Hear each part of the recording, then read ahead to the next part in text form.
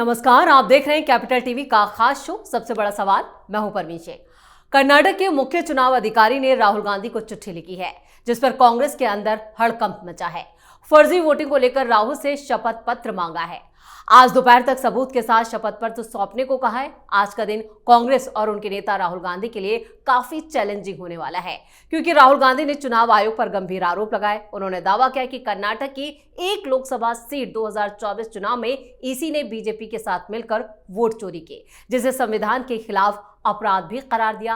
उन्होंने कहा कि उनके पास पक्का सबूत है जो ईसी की पोल खोलेगा, जिस पर चुनाव आयोग की तरफ से राहुल गांधी को चेतावनी दी गई। कहा गया, झूठा बयान देने पर आरपी एक्ट 1950 की धारा 31 और भारतीय न्याय संहिता 2023 की धारा 227 के तहत सजा हो सकती है। ऐसे में सबसे बड़ा सवाल यह है, क्या राहुल गांधी अपने दावों को साबित कर पाएंगे या फिर जेल जाएंगे? इस पर चर्चा के लिए स्टूडियो मौजूद है कैपिटल टीवी के editor in chief doctor Manish Kumar. Sir, आपका बहुत बहुत स्वागत है। धन्यवाद। तो आज का दिन राहुल गांधी के लिए कितना बड़ा चैलेंजिंग? देखिए, कोई चैलेंज नहीं है। इज्जत उसकी जाती है जिसके पास होती है जी। 2 दिन पहले अभी आपको डांट पड़ी। 2 दिन पहले सुप्रीम कोर्ट ने इस तरह का ऑब्जर्वेशन दे दिया, ऑरली ही सही। आपको शर्म आनी चाहिए थी। एक लीडर ऑफ ऑपोजिशन वो सुप्रीम कोर्ट में डांट खा रहा है, and it doesn't auger well for any democracy. Election commission इस तरह का एफिडेविट लेने कर रहा है कि जिसमें ये कहना पड़ रहा है उनको लिख करके देना पड़ेगा बकायदा कि ये एफिडेविट लिख करके आप देंगे। ये जो आपने ये प्रोफेसरी की है ना, स्क्रीन चला करके मीडिया वालों को बिठा करके, अपने लोगों को बिठा करके, मीडिया वाले भी वैसे पहुंचे हुए तो कोई सवाल वाल नहीं जी, चुन के ला जाया जाता है। One sided. अब एफिडेविट डिक्लेरेशन ओथ, क्या I am aware that making a false declaration in connection with electoral roll is punishable under section blah blah blah। कहा है कि आप सारे सबूत दीजिए और ये डिक्लेरेशन दीजिए कि आप सब कुछ होशो हवास में ये सारी जानकारियां दे रहे हैं, इस नॉलेज के साथ कि अगर उसमें कोई झूठ निकला तो मुझे जेल भेजा जा सकता है। 1 साल का जेल है, वो जुर्माना है या दोनों है। सिर्फ एक सेक्शन नहीं, 31 सेक्शन 31 आरपी एक्ट। दूसरा, I understand that giving false evidence is punishable under section 227 of the Bharatiya Nyaya Samhita. 2 charges दोनों में जेल जाएंगे। पूरा डिटेल मैं आपको देता हूं क्या किया है इसने आज जी। मुझे तो हंसी आ रही थी। ये गड़बड़ है, ये गड़बड़ है, ये डबल नाम है, ये सिंगल नाम है, ये नाम है फर्जी है, ये है ना। आपने इतना एक्सरसाइज कर दिया इस बात को साबित करने में कि हिंदुस्तान में सिर्फ बिहार नहीं पूरे देश भर में SIR की जरूरत है। तो चुनाव आयोग भी तो यही भाई, this is what is happening. भाई यही बात तो करे कि डबल नाम है, फर्जीवाड़ा है, सब कुछ है, इसको करेक्ट करना है। माने मूर्खता समझिए लीडर ऑफ ऑपोजिशन की, कि आप जस्टिफाई कर रहे हो कि भाई होना ही चाहिए। अब राहुल गांधी को इससे मतलब नहीं है इलेक्टोरल रोल। अगर आपको यह लग रहा है को इलेक्शन कमीशन के ऊपर सवाल खड़े कर रहे हैं ना, मामला कुछ और है। मामला बहुत ही सिंपल है। वो हिंदुस्तान को एक अनडेमोक्रेटिक कंट्री बताना चाह रहे हैं कि हिंदुस्तान में डेमोक्रेसी खत्म है। बात समझिए, सुप्रीम कोर्ट के ऊपर हम डिस्कस कर सकते हैं कि कुछ जजेस गड़बड़ करते हैं, वहां लेट होता है, वहां वकीलों का ऐसा ये है, वो डिस्कस कर सकते हैं। लेकिन ये कह दें कि सुप्रीम कोर्ट तो बिका हुआ है जी, पूरा का पूरा सिस्टम, यहां न्याय नहीं मिलता, यहां कानून का राज नहीं होता, यहां कानून के हिसाब से फैसले नहीं होते, तो ये दोनों चीज में फर्क है। बिल्कुल है। यही फर्क समझिए। He is not pointing at the mistakes और malpractices of the electoral system, he is challenging the whole democratic setup of this country. पूरी दुनिया में ये गा गा करके, क्योंकि ये विदेशी एजेंडा है। अभी देखिए, जो हिंदुस्तान के खिलाफ होता है राहुल गांधी उसके साथ एग्री कर जाते हैं। डोनाल्ड ट्रंप ने कहा Indian economy is dead, Donald Trump भगवान हो गए इनके। तुरंत कहा, बिल्कुल सही कह रहे डोनाल्ड ट्रंप। पाकिस्तान कहता है कि नहीं भाई, ये तो गड़बड़ तुमने ही किया, वो पहलगाम में हमारे लोग नहीं है। ये तुरंत कहा, भाई ये पाकिस्तानी कहां से आए? वो खुद बोलेंगे, अपने चंपुओं को भी आगे कर देंगे। कैसे भी आया है देखिए। वहां खबर आ गया कि जो मारा गया आतंकी वो पहलगाम में था, वहां नमाज जनाजा था, वहां पे लश्कर तोयबा के लोग आए, सब कुछ हो गया। तो यहां मणिशंकर अय्यर आ गए कि भाई पाकिस्तान का आतंकी है, तो कोई किसी ने नहीं कहा। अरे पता नहीं क्या ये लोग स्मोक करते हैं, पता नहीं घटिया घटिया चीज, कुछ भी मन में आता है बकवास कर देते हैं। यही सब कारणों से सुप्रीम कोर्ट के जज को भी लगता है कि हिंदुस्तानी है भी कि नहीं है। तो ये मामला आया, तो मैंने इसका पहला प्लेट जो इसने लगाया, द बेस, पूरे लेक्चर का जो बेसिक आर्गुमेंट था वो ये था कि BJP magically immune to anti incumbency. इनको ये समझ ही में नहीं आ रहा है। ये उस तरह के काहिल किस्म के नेता हैं कि जो कहानी आपने सुनी ना, कि जो बड़ा आलसी आदमी, वो खाना खाना चाहता है सेब, तो सेब के पेड़ के नीचे जाकर के सो जाता है मुंह खोल के कि सेब पकेगा, गिरेगा, मेरे मुंह में आ जाएगा, मैं खा लूंगा। इतनी जहमत भी नहीं उठाएगा कि भाई आप जाओ ऊपर चढ़ो, तोड़ो, उसको साफ करो, खाओ, है ना। मेहनत नहीं करना है। ये उसी तरह के आलसी के मानसिकता से वो ग्रसित व्यक्ति ये कह सकता है कि भाई एंटी इनकम्बेंसी नहीं चलता उसके, वो कैसे बच जाता है। मतलब आप जो है भारतीय जनता पार्टी के फेलियर का आप इंतजार करो कि तब आप चुनाव जीतोगे जी, है ना। इसलिए ये हारा है 2019 में, इसी वजह से हारा कि भाई एक बार जीत गया बीजेपी, अब तो एंटी इनकम्बेंसी है ही, हम तो बनेंगे प्रधानमंत्री। वो नहीं हो सका। फिर इनको लगा भाई 2024 में तो होना ही होना है, वो भी नहीं हुआ। और ये आदमी पूरे भाषण में ये नहीं कह सका कि 2029 में हम सरकार बनाएंगे। और इसको यही लग रहा है कि ये हर बार बच कैसे जाता है,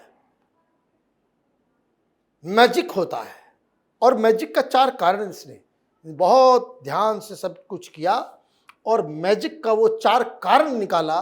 बोला कि huge and unexpected victory margin for BJP.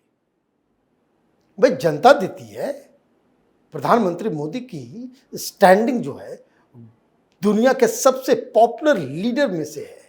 75% इनका जो है एक्सेप्टेंस रेट है। ओनली 18% लोग जो है इनके खिलाफ है, कि जो इनको लाइक नहीं करते हैं। Do you see the difference? Mathematics आती है। प्रधानमंत्री मोदी इसलिए एंटी इनकम्बेंसी के शिकार नहीं होते कि लोगों को वो डिलीवर कर रहे हैं। तुम लोगों ने लूट मचाई, बीजेपी गरीबों के अकाउंट में पैसा डालती है। ये फर्क कभी समझ में नहीं आएगा। ये फर्क इस तरह के साहबजादों को जो है समझ में नहीं आएगा। दूसरा, opinion and exit polls way of the mark, कि जो रिजल्ट आता है, जो ओपिनियन पोल होता है, तो वो दोनों में बड़ा डिफरेंस है। भाई पहले एक बात तय कर लो, कांग्रेस पार्टी, ओपिनियन पोल पे भरोसा करना है या नहीं करना है। जब ओपिनियन पोल आते हैं तो आप जो है गालियां देते हो। भाई आपको याद है, हर टीवी चैनल के ऊपर जहां कहीं भी बीजेपी को जिताता हुआ दिखाएगा, वहां बोलेंगे नहीं, ये तो फर्जी है, ये तो दलाल है। ऐसा कौन सा ओपिनियन या एग्जिट पोल करने वाले जो बड़े बड़े नाम हैं, जिनको इन कांग्रेसियों ने टेलीविजन चैनल के ऊपर मोदी का दलाल, मोदी का कुत्ता नहीं बताया हो? आप ये बता दो। रुलाया है टीवी चैनल जिसके ऊपर ओपिनियन पोल होता है, उसको आप बायकॉट करते हो। और अब ये कह रहे हो हरियाणा, महाराष्ट्र, मध्य प्रदेश में बस दिखा दिया कि भाई जीत रहे हो, कैपिटल टीवी देखा करो। हम सही सही बताते हैं, क्योंकि वो चुनाव जो है मैथमेटिक्स नहीं केमिस्ट्री से तय होता है। हरियाणा में भी हम लोगों ने कहा था कि आराम से जीत रही है, बिल्कुल। दिल्ली में भी कहा था बीजेपी जीत रही है, और सबसे मजेदार बात यह है कि हम डे 1 से कह रहे थे, और डे 1 से कह रहे हैं। उसका अलग सिस्टम है। आप जो है सेब के गिरने का इंतजार करो, ग्राउंड में जो काम कर रहे हैं वो हमेशा जीतेंगे। फिर आपने कहा ऑर्गेनाइज्ड माहौल बिल्ड बाय मीडिया। फिर मीडिया जो है वो बस आपके लिए, आपके पास भी तो सोशल मीडिया में, आप तो कभी क्लेम करते हो सोशल मीडिया में मोदी से ज्यादा आपकी पकड़ है। इतने तो जंतुओं को पाल रखे हो आपने भी, है ना, जो कोई ऐसे करते हुए आता है, कोई ऐसे करते हुए आता है ना, सब एक से एक लोग हैं। मिलियन मिलियन व्यूज जाता है सोशल मीडिया के ऊपर कांग्रेस के प्रोपेगेंडा को करने में, तो आप कहां पीछे हो? और किसने कहा है भाई मीडिया से आपको लड़ने के लिए? आपके प्रवक्ता जाते हैं मीडिया को पहले गाली देते हैं, बीजेपी वाले से कम लड़ते हैं, मीडिया वालों को गाली ज्यादा देते हैं। सुप्रिया श्रीनेत इसमें सबसे आगे। और सुप्रिया श्रीनेत आपने नाम ले लिया, आपको छोड़ेगी नहीं फिर वो। तो सुप्रिया श्रीनेत भी जो है वो ऐसे ऐसे ढेर है, वही बात ही कही जाती है कि सीधे जाकर के एंकर को ऊपर हमला कर दो। तो ये भी कोई पॉइंट नहीं है। और ये सब क्या पॉइंट है? इसमें इलेक्शन कमीशन का क्या रोल है भैया? बीजेपी कैसे वोट चोरी करती है, आपका 3 पॉइंट आ गया, इसमें इलेक्शन कमीशन का तो नाम ही नहीं आया। यह आपका पहला बेसिक आर्गुमेंट जो था, आप ये समझिए जी कि कैसा छिछला चल रहा है राहुल गांधी, ये नहीं बदलने वाले। चौथा पॉइंट आपने बताया कि कोरियोग्राफ्ड इलेक्शन शेड्यूल। अब बताया कि भाई देखिए हारते इसलिए भी है कि इलेक्शन कमीशन बीजेपी के साथ मिलके जो है, और बड़ा ज्ञानी बन करके, पता नहीं उस उम्र में थे कि नहीं थे ये, या उस समय अमेरिका में थे या रिहैबिलिटेशन सेंटर में थे, आई डोंट नो, कि पहले ये होता था देश में कि एक दिन आदमी वोट करता था चिट से, पेपर बैलेट से, तो एक ही दिन में सब लोग वोट कर देते थे और उसमें आराम चलता था। अब तो ये सब कुछ आ गया है, इतनी टेक्नोलॉजी बढ़ गई है, लेकिन अलग अलग फेजेस में करते हैं। ये मोदी करवा देता है अलग अलग फेजेस में, और उसमें बड़ी सेटिंग होती है। ये कहानी सुनाया उसने जी। अब ये आदर तो आप खुद स्वयं मूर्ख हो या आपके एडवाइजर आपको मूर्ख समझते हैं, या फिर आप दोनों मिलकर के देश की जनता को बेवकूफ समझते हो। कोई ना कोई बात तो है। ये बात बोलने के लिए कि भाई जो शेड्यूल जो तैयार होता है अलग अलग फेजेस में क्यों होते हैं, 1 महीना तक क्यों चलता है, तो मैंने सोचा कि जरा मैं देखी कि भाई पहले, क्योंकि जब से हमने होश संभाला है, जब से ये तो फेजेस में तो होते ही है जी, फेजेस में तो होते ही है। जहाँ फेजेस में नहीं होता था तो ये कांग्रेसी जो है वो बैलेट उठा करके चोरी करके लेके जाते थे, या आरजेडी वाले, ये कांग्रेस वाले ये गन चलाते थे, गोलियां चलती थी बिहार में, और कोई वोट देने के लिए नहीं गया, अंदर घुसा और रिवॉल्वर सटाया और साइड किया, और ये कांग्रेस और आरजेडी को वोट पड़ता था।